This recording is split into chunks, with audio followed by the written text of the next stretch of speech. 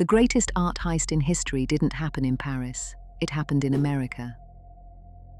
In the early hours of March 18, 1990, two men walked into a Boston museum and walked out with over $500 million in art.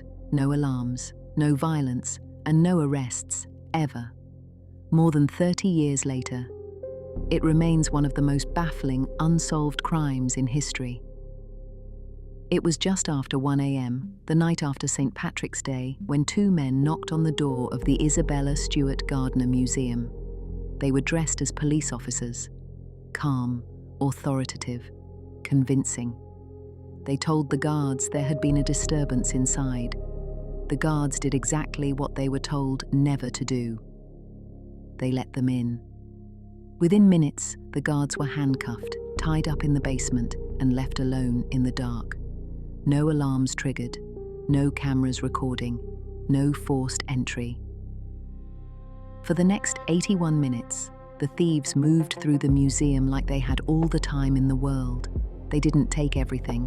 They took specific things. 13 works of art vanished that night, masterpieces by Rembrandt, Vermeer, Degas, and Manet. One of them, Rembrandt's The Storm on the Sea of Galilee, was the only seascape he ever painted. The estimated value of everything they took? Over $500 million. But here's what makes the crime even more unsettling. The thieves ignored priceless artworks hanging nearby. They cut paintings directly from their frames, leaving empty gilded borders still hanging on the walls, silent reminders of what was lost. By morning, they were gone. No witnesses, no clear suspects, no usable surveillance footage. The FBI later called it the largest unsolved art heist in history. Over the decades, theories poured in. The Boston mob, international art dealers, a hidden black market where stolen masterpieces are traded like currency instead of sold. In 2013, the FBI announced they knew who was responsible, but made no arrests.